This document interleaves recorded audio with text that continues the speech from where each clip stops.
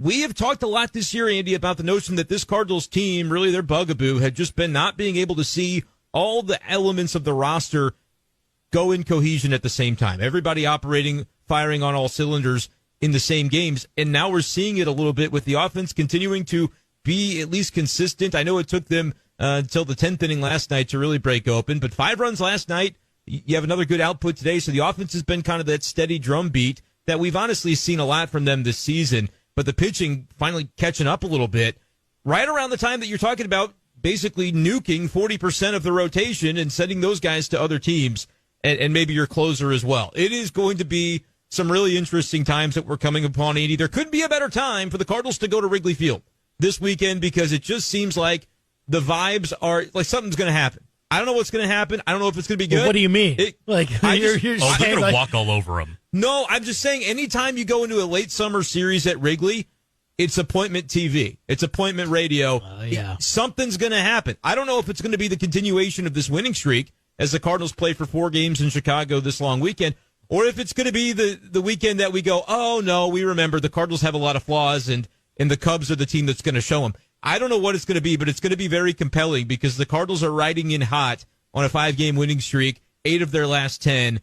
And yes, there's still a ways to go in the division. Nolan Arenado continues when we talk to him, but I don't know if he'll say it again today. He had a great day defensively. But down at Busch Stadium, when the reporters talked to him this afternoon, I wonder if he'll continue to talk about, well, I don't really look at the standings anymore. That's not something that makes you feel good. It's kind of depressing, he said last night, to look at the standings. But he also happened to know that they were specifically 10 games out last night when we talked to him after the game. So for a guy that doesn't look at the standings, I think he's still aware of them. He's got good intuition for a guy. He's got some good intuition, man. Yeah. It was like he was well like, done. and I don't look at the standings, but we're 10 games back, and we did just pass the Pirates, and I'm calculating the wild card chances. He didn't say all the rest of that stuff, but you get the point that, like, I think the Cardinals in the back of their minds know if they can just continue to stack one day after another, they've got a lot of talent in this clubhouse. We've always known that to be true. But you're talking about a situation here where John Mozeliak has already come out publicly and said the direction that they were going. But he also said that day, Andy, Frank Cusimano asked this question, and boy, now am I really glad that he did. He said, what do the next 2 weeks have to do with what you're going to be doing here, Mo? And Mo said, well, not a lot, really. Maybe if we go on an 8-game winning streak or something like that, we'll have to consider putting a pause in how we look at things. But otherwise, we're really focused on selling, and that's the way our front office is devoting our energy right now, he said, toward a sell-off.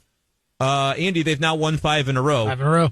8 could be within reach before the end of the weekend. All you got to do is sweep the Cubs. Sweeps aren't hard. What happens then? It's hard. Sweeps aren't hard. Sweeps aren't hard. They just play the Marlins, right? Yeah. But I don't know, dude. It's getting really, really interesting in a way that I didn't think this was happening. Did you?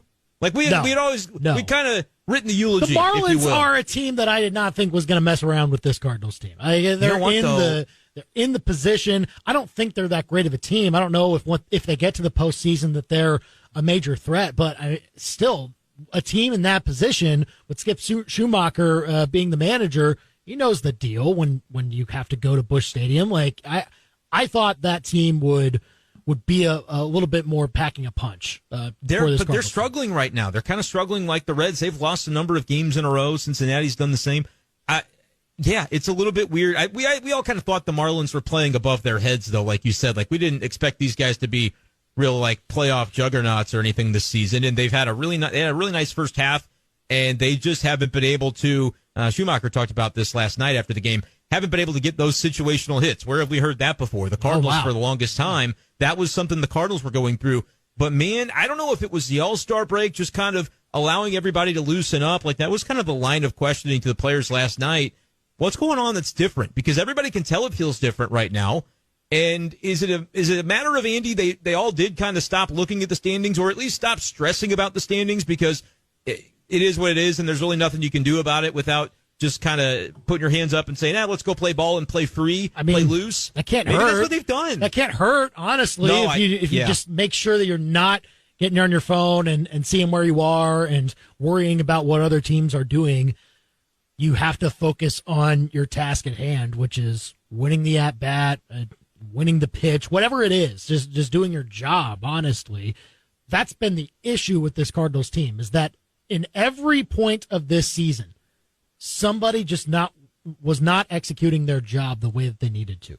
And it's been multiple people. No one person is to blame, but multiple groups, multiple individuals have not been able to put together a team that consistently gets the job done.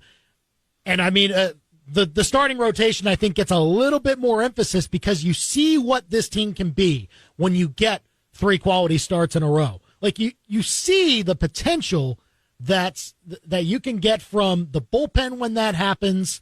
You can see what happens when the offense knows that they're still in the game, that their pitcher is still keeping them in it, and they keep going out and battling whenever they come up to the plate next. When you get that foundation, things feel a little bit different. And so that's why those 3 starts that they had before today, of course, were huge in this run. And so it makes me think, like, all right, those guys are looking good. I think you should still shop them because you can always just sign them back next year. But which they're not going to do. Like, they're not signing these guys. It's just not. I know it feels if rational. They really, to think they really wanted to. But still, the smart thing is to see what you can get for them now. If you're out of it this year, that is the thing you must do. If you think this year is a lost cause, which maybe people are starting to come around to the idea that it's not again. But if that's kind of where you're at, then you have to sell these guys for the reason you just said. Like, if you're deluded into thinking they're going to sign one of these guys, that's fine. You know, maybe they do. Maybe I'm wrong. I don't think they're going to. And so at that point, you just might as well trade him and get something for him and not waste the opportunity because this team, like, they're focusing on 2024. All this, the messaging that we're hearing is that next year matters. Don't think about trading Arenado Goldschmidt. That's not happening. You know, other than just a crazy offer that is unexpected. Mo said, I never say never, but no, we're not trading those guys. It's essentially the edict. Qualifying offer draft picks to, like, keep these guys and say that's what we want through a Montgomery. We're going to offer him the qualifying offer. He'll decline it, and we get a draft pick, kind of like the Cubs did when the Cardinals signed Contreras. That's not helping the Cardinals in 2024, and therefore the Cardinals aren't really interested in it. Like, John Mozeliak's contract expires in 2025. You think he's worried about getting a pick, a pick next year for 5 years? Who cares? He's running this team. That's still. Randy Flores' problem. That's somebody else's problem, bro. And it's not to say that the Cardinals should just sell out for a 2-year window because that's what John Mozeliak wants to do to cement his legacy. I think he's still got an eye on. He cares about being a caretaker of the organization. He's been here for a long time. He's not just going to, on purpose, run it into the ground with the hope that he can go out on a high note. But just realistically, they're looking at the kinds of moves that are going to capitalize on 2024. But you started with the question, Andy, how many in a row do they need to win before you go, I don't know, maybe we don't do that? I mean, it's getting really interesting. Honestly, it is. I honestly think John Mozeliak set his bar a little too low. Like, only 8 wins in a row, that's all it's going to take? Like 100%. Right. It was one that I think he wishes, he maybe doesn't wish he could take it back. Yeah. But it's one that he goes, oh, I was just making an offhand comment, and it was just one little moment of a 30-minute session, and I use that as a hypothetical example to say, look at the standings. We are where we are. I don't think 2 weeks, anything that can happen within that time frame is very likely to shift that, because you realize that every game you do lose, you've got to win 2 in order to actually gain anything, right? So you assume as a president of baseball operations of a team that's lost a lot of games this year that over the next 2 weeks, you're probably going to lose 1 or 2. But what if you don't? Like, that's what's happening so far. And they do look like a different team after the All-Star break. And take an example from today's game. Like, if you would have said, well, Dakota Hudson's going to kind of start your bullpen game, and he's got a 5.5 or 6 ERA at Memphis or whatever it is, and they're going to have to get a couple of innings out of Zach Thompson, who's got a 9 ERA at Memphis and has not pitched in 20 days on a professional mound, either in the minors or in the majors, so he'll probably be pretty rusty. And this guy Tepera that they got, he's got an 8 ERA with the Angels before they released him, but he's going to have to pitch a couple of innings too. Like, if you built that out, nobody's going to believe you that that group of pitchers, Andre Pallante is going to have a nice day, get his thing. Nobody would believe you that they would have had a nice day and only allowed, the 4 runs that they did today. So it happened, which kind of, to me, signals something that we just never would have seen earlier in the season when things were going poorly for the Cardinals. And it does kind of make you wonder if this team is different at this point and how much should the front office pay attention to that in the way they approach the next 2 weeks. 875 KTGR. Call or text us with your thoughts on the Cardinals here after they've won their 5th consecutive game. So maybe, explore that, because Yeah, today was essentially a bullpen day for the Cardinals. I would imagine that they have more in their future with Adam Wainwright still on the shelf. I mean, Steven Matz was out there at the start of this weekend, but didn't really pitch all that well. You just figure that he might get a few more chances. But for guys like Dakota Hudson and Zach Thompson, who took basically more than half the game today, like, are either of those guys, would you favor one or the other, maybe taking maybe not a fifth rotation spot at the moment, but you know that you're going to shop Flaherty, you know you're going to shop Montgomery, and you're going to have to give one of those guys probably a spot for the rest of the year? Do you like Hudson? Do you like Thompson at the moment? What's your read on that? Well, the Cardinals are in a spot where it's not really about who are your 5 starters. It's like, how do you cover 9 innings a day and 63 innings a week? Like, that's honestly it's innings at this point. And the way they did it today is a perfectly reasonable way to do it, especially for a team that, again, all likelihood they go to Chicago, they split 2 of 4 or something, and it goes, oh, that's not enough. They can't split. They got to win every series if they're really going to be serious about this thing. So in all likelihood, they're probably still out of this thing. And in that world, it's like when you trade away those other starters, innings becomes even more of a concern. You've got to make trades for pitchers or sign off the street human being pitchers that can throw innings, right? That's the Tepera thing. They're like, well, we got to have guys that can throw some innings.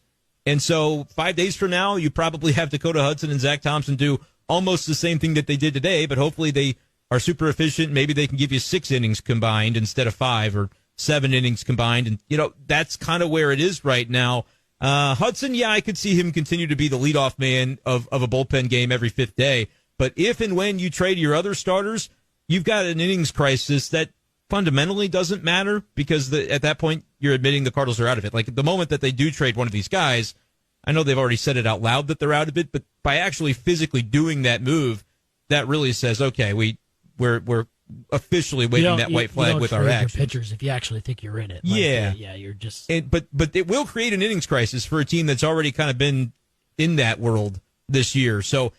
Yeah, do I like Zach Thompson? Do I like Dakota Hudson? It frankly doesn't matter. Both of them are going to throw a bunch of innings the rest of the year. I think that's where the Cardinals are. If they get into a position where they're truly going to become sellers, and maybe even if they don't, like, this is who their team is right now. So the way this turns around in a miracle fashion is a bunch of guys who you had no faith in a month ago suddenly becoming really, really good pitchers out of the blue again, and you go on a run. There are 2 choices, and we'll see. I guess that's we'll the same with those Cardinals in 2023. They're on the upward trajectory. The players that you thought were bad. I mean, they were bad to start, but then all of a sudden they get into these hot streaks, like guys like Paul DeYoung and Dylan Carlson.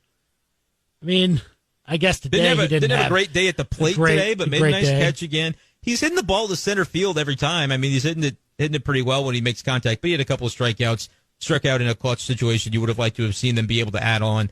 But yeah, I mean, they're getting contributions from varying guys on the roster right now. And then what's been really nice is you've had like your mainstays just go on an absolute tear. Nolan Arenado is a freak. He is a freak of nature. What he did defensively at third base today was an absolute clinic. He hits the walk-off last night. I could not believe, Andy, and let me know if you agree with this, I could not believe that Skip Schumacher allowed Nolan Arenado to face a lefty last night in the 10th inning with second base open. I was stunned. I was sitting there shaking my head in the press box before the at-bat even concluded. I'm like, he's going to win. Ollie Marmol would never. Dude, I couldn't believe he's Nolan Arenado. And I get it. Yeah. Contreras has been en fuego. I mean, his numbers in July are really, really good. He's not Nolan Arenado. And I also know the conversation, like if the roles were reversed and Cardinals fans had Skip Schumacher as their manager, which they probably wish they did, some of them. Yeah. But I went and listened to what he said last night because I'm like, I have to know what was the thought process here by not walking Arenado with a left-handed pitcher on the mound. And he said, well, I know the numbers, and Contreras is 1 for 2 against Puck in his career. What? Woo! 1 for 2? Well, that's 500. Well, you know what else is 500? He struck out 50% of the time, too, because he is 1 for 2 with a K. And I was like, Cardinals fans would have eaten him alive on if Ollie made that kind of comment, like, hey, I know the numbers. He's 1 for 2, man. He's batting 500. Right. I was like, oh, wow. So that was a kind of jarring from last night. But you know what? If you're the Cardinals and you've had every which way things go wrong this year to this point, things maybe turning around a little bit, you need some of those types of moments to go in your direction, where an opposing manager might have two options and he's kind of weighing which one to go with, and he chooses the one that allows your best hitter to hit one over the wall to win the game. You take that. You take when the universe hands you something, you just take it if you're the Cardinals at this point. And that's kind of what they're doing right now for 5 wins in a row.